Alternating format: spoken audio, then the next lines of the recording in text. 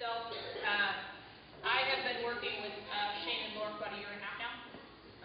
I hosted their powerlifting cert here to get certified in powerlifting just because I ended up being really strong in school. And I was lucky enough to have them take me under their wing and consider them kind of my coaching mentors and those kinds of things. So one of the things is we're starting to ingrain it more here. And Casey actually started. How long have you been doing it with me? November? So October? Short of a year. Casey was she was working up the road, and she started coming, training here with me. Her husband saw her get some results pretty quickly, and has since bought in, and then it's kind of just taken a life of its own since that. And we've gone kind of back and forth of what do we do with it? Do we use it? Do we not use it? Is it a comp team? Is it a private only? Which is basically what I'm trying to avoid. It doesn't mean that you're cooler than anybody else. It doesn't mean that you're more important. It doesn't mean you get more of my time. It just means that you're doing something different than what we put on the board every day. So conjugate itself is a raw strength program. So if you are strong as hell and you're deadlifting 500 pounds and back squatting 700, but you can't do a pull-up, this program will give you strength, but probably will not get you pull-ups per se. But essentially conjugate started by Westside Barbell, Louis Sims out of Columbus. And it's his kind of patented program. He combined the Bulgarian and Soviet Union systems. So the Bulgarians were all about one rep maxing and maxing out for that day. And the Soviet Union, I don't really know what you call that, right? Bulgarians, Soviet Unionians. Russian. The Russians, is that what it is? Leave it to the Serbian to know that. The Russians. So, yes. Yeah, she said that was Georgia too. The Russians were all about, they came up with this kind of dynamo system where they used the Olympic lifts and percentages as well as accessory movements. So what Louis Sims did is he kind of took those best of both worlds and combined them into one program. It's 4 days a week, is really traditional conjugate, and that's why I pulled this board out.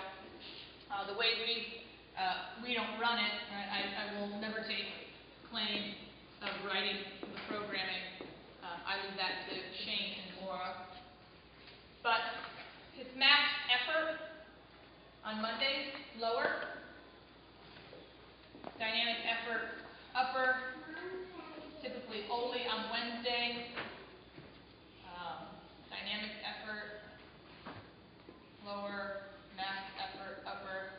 And then this is usually some type of partner or team WOD, which is pretty cool because on Saturdays, people are usually, they can be here as a group. Our goal with doing this is to get Coca on the regional floor. So there is a purpose, and to get the community to kind of buy into why people are doing it so that we can take Coca onto the regional floor, be it as a team or individuals. So dynamic effort, and then we'll typically have anywhere from 4 to 7 what they call kind of auxiliary movements. And those are going to be skull crushers, if you think more of that traditional like bodybuilding program. And the reason that I like that, because in 7 years of CrossFitting, I've had 3 major injuries. So I broke my back, I ruptured my Achilles, and I had double microfracture, which essentially means I had no cartilage in my right knee. They drilled into my bone to give me a little bit of scar tissue to buy a knee replacement, which is awesome at 32 to know that I've got to have my knee replaced. This programming has kept me the healthiest and gotten me the most gains. So that is why I have bought into it. I told Shane a year ago, I said I will give you 1 year, I will do everything you tell me to do to the T. And if I think it sucks, we'll part ways. And if I think it's great, then I will take it and run full steam. So that's what we're doing now, is we're taking it and we're running full steam. I'm holding up my end of the bargain, he held up his end of the bargain. So then that kind of idea is, and I think the big thing that gets overlooked in CrossFit are the little stabilizers which end into these impingements and arthritis. So if we think about a deadlift, right? Louis Sims' principle is that if you want a better deadlift, you need to stop deadlifting. Right? You need to do glute ham raises. You need to do good morning, right? Build up the stabilizers that are going to be your sticking points in the range of motion. There's usually that 4 to 7 auxiliaries. Then we have some type of core work, the WOD, and call a finisher, which is sometimes worse than the workout itself. And we will typically do our lifting, the auxiliaries, the WOD, and then come back and do the core and the finisher at the end. Most people will take anywhere from a week to 2 weeks to adjust to the volume if you're not used to putting it in. You will probably need to eat more. You will probably need to possibly have a snack mid-working out on some days. But typically this volume will be here on these 4 days. Your Wednesday is going to be usually a clean, a snatch, some type of percentages, and sled pulling. Right, so this is kind of our active recovery day. And then we consider anytime you're doing kind of partner work or teamwork, this is essentially not an true active recovery day, but it's not going to be the same volume as the other days.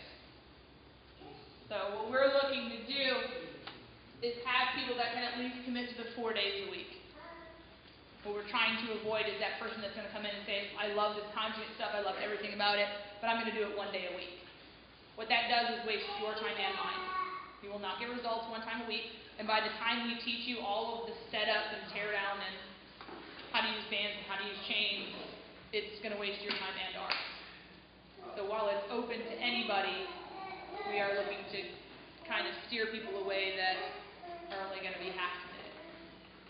That being said, we have Mike Hamlin, one of our guys, doing it in the mornings. He's got from 6 till 7:15, and that's it. That's all he can commit. We look at it when he comes in, and we pick the we think are the most important auxiliaries for him to do in that amount of time. So if you only have an hour and 15, we just try to get in what we can. Typical day is going to take anywhere from 90 to 120 minutes. So an hour and a half to 2 hours on average. Monday through Friday. We are here from 9 to 11 a.m.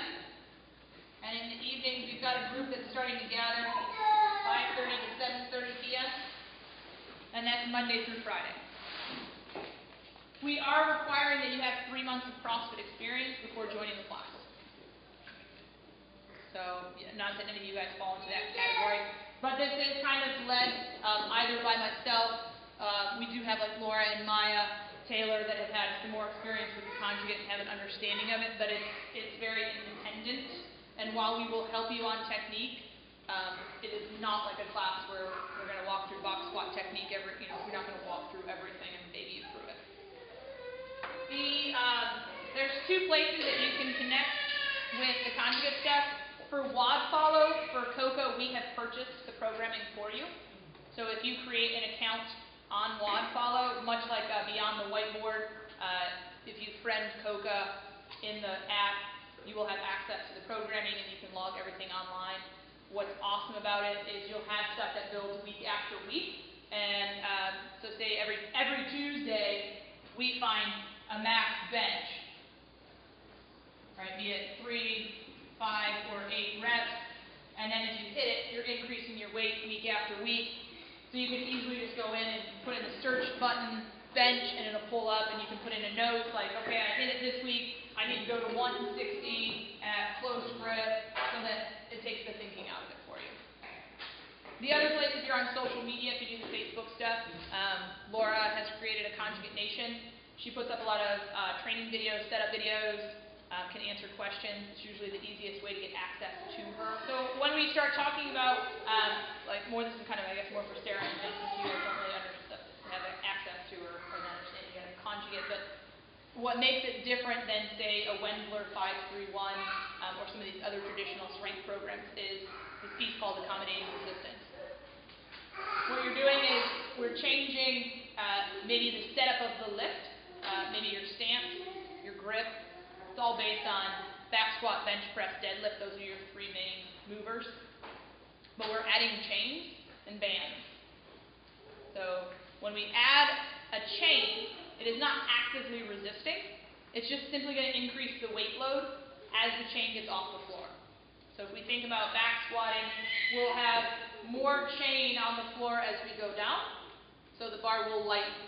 And as we head out of the hole, the bar weight itself will increase because more chain is coming off of the floor. So you're training your central nervous system how to fire through heavier loads forcing you to work through that whole range of motion. Not to be confused with bands. The thing about bands, they're going to actively pull against the bar throughout the entire range of motion. So it's actively resisting how you're fighting or how your system is firing. You can also inverse the bands and have them assist you versus resist you, so that you can get used to holding either close to max, or we're talking 90-95% of your max, even over your 1 rep max weight, with that weight getting lighter as it gets farther away from the band. So the longer the band becomes, the lighter the weight becomes, so you can start training over max loads, getting your central nervous system used to what does that feel like to move that. We'll also shorten range of motion.